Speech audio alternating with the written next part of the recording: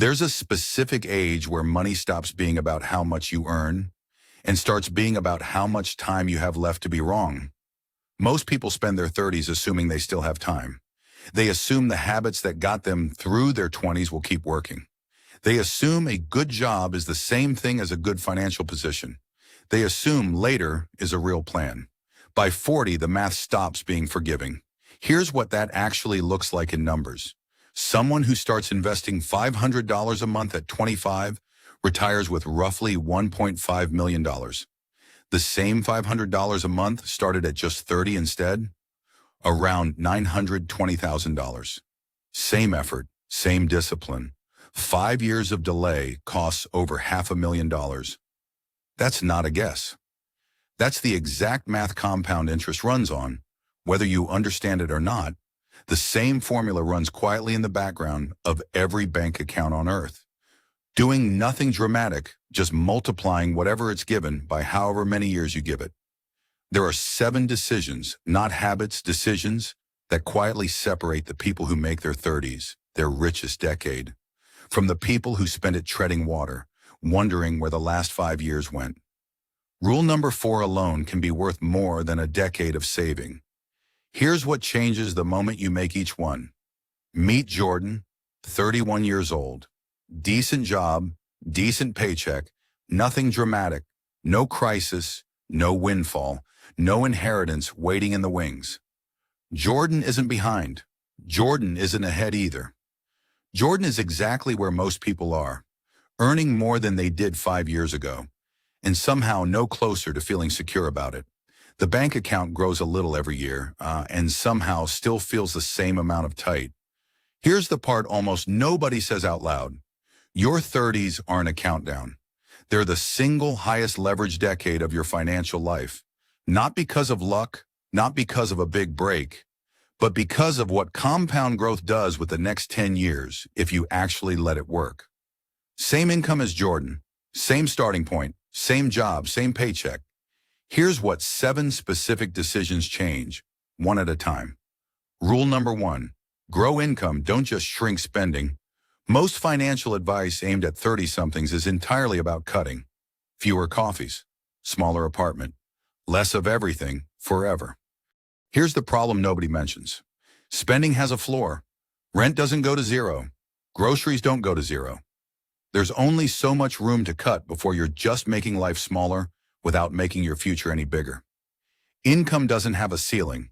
Jordan spent 2 years assuming a raise would eventually show up out of loyalty. It didn't. It almost never does.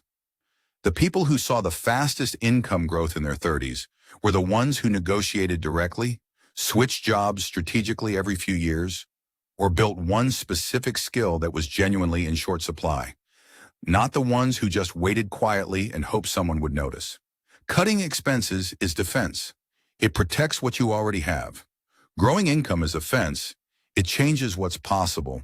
Your 30s are exactly when offense finally starts to outpace defense, if you actually let it instead of spending the whole decade playing not to lose. Rule number 2, consistency beats timing. Here's a number that should change how you think about the stock market.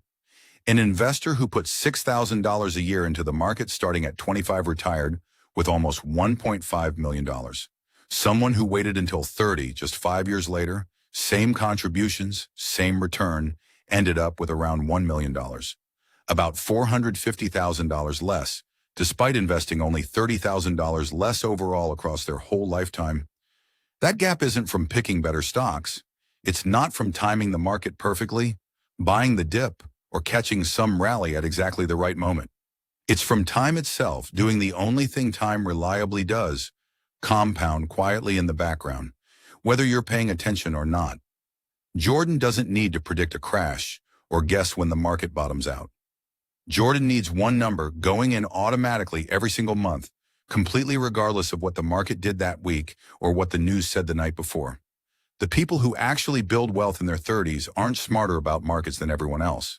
They're just more consistent than everyone still waiting for the right moment that statistically almost never arrives on schedule. Rule number 3, every raise gets split before it gets spent. Here's the quiet trap almost nobody notices happening to them in real time. Income rises, and spending rises right alongside it until the gap between the two, the part that actually builds wealth, never gets any wider, no matter how many raises show up. It has a name: lifestyle inflation, and it's not rare, and it's not just a low-income problem. Nearly 40% of Americans earning over $100,000 a year still report living paycheck to paycheck. Not because they don't earn enough by almost any measure, they do. Because the raise never survived contact with their lifestyle. A nicer apartment here, a car upgrade there, a subscription that felt affordable now. Each individual choice felt completely reasonable in isolation. Together, they quietly absorbed the entire raise before it ever had a chance to become savings. The fix isn't complicated, it's just automatic. The moment a raise lands, a fixed percentage moves straight to investments before it ever touches the checking account, before Jordan even has the chance to mentally spend it. Jordan never sees it, so Jordan never misses it. What's left afterward is what life gets to inflate a little, not the entire raise every single time. Rule number 4, build a second income stream before you need one. This is the one worth more than a decade of saving. Warren Buffett has said it plainly. If you don't find a way to make money while you sleep, you will work until you die. Notice what he didn't say. He didn't say invest more or save harder. Those are rules 2 and 3, already covered. He said find a second way for money to arrive at all. One income stream means one single point of failure. One layoff, one bad year in the industry, one company restructuring, and the entire financial plan stops moving at once. This doesn't mean quitting a stable job to chase a business idea overnight, and it doesn't mean a risky side hustle that eats every evening. It means one small, deliberate second stream, started early, freelance work in a skill Jordan already has, a small rental unit, dividend-paying investments that pay out regardless of a job title. Started small in your 30s, a second stream has an entire decade or more to quietly become a real one by the time it's actually needed. Those first 4 rules are all about growing money faster. The next 3 are about something almost nobody talks about on this platform, actually keeping it once it's grown. Rule number 5, protect the downside before you chase the upside. Here's an uncomfortable truth most aggressive growth advice skips entirely. One of the fastest ways to lose an entire decade of progress isn't a bad investment. It's an emergency with absolutely no plan sitting behind it.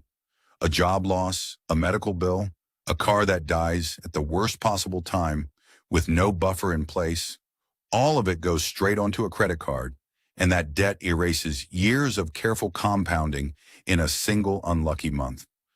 An emergency fund isn't a boring, missed opportunity idea sitting on the sidelines doing nothing. It's actually what makes Rule 1 possible. It's what lets Jordan negotiate hard, walk away from a bad job, or take a real calculated risk without the constant background fear of one bad month wiping out everything else built so far. Protection isn't the opposite of growth.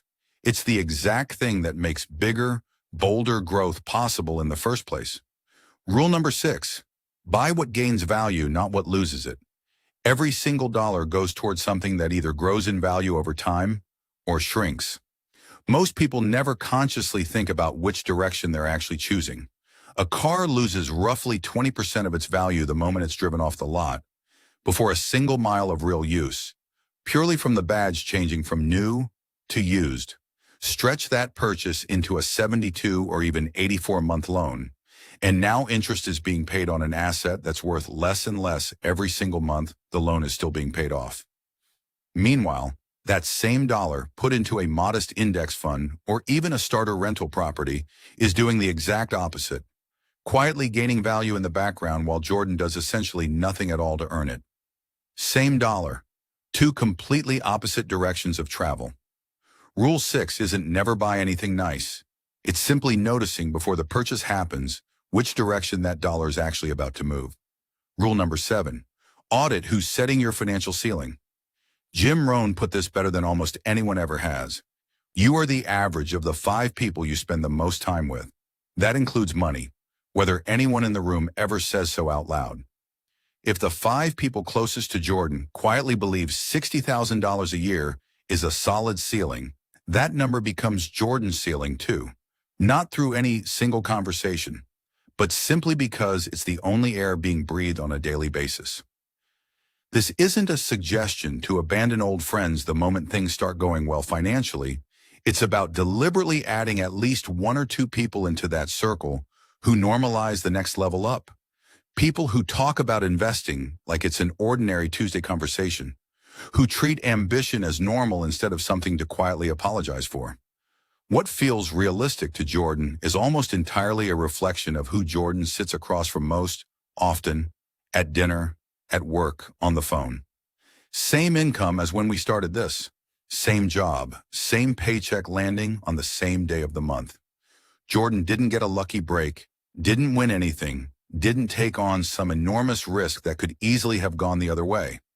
7 decisions, made deliberately instead of by default. That's the entire unglamorous difference between drifting through your 30s and treating them as the single highest leverage decade you'll ever get. None of these 7 rules are exciting. None of them make a great story at a dinner party. That's exactly why almost nobody actually does all 7 at once. And it's exactly why the people who do end up so far ahead of everyone who quietly meant to start later. Your 30s don't make you rich. The decisions you stop postponing do. So here's what I actually want to know. Which of these 7 are you already doing without even thinking about it? And which one, if you're being completely honest right now, have you been quietly putting off? Drop the number in the comments. And if Rule 6 changed how you think about that car payment sitting in your driveway, the full breakdown on what depreciating debt actually costs over a full decade, that's coming next.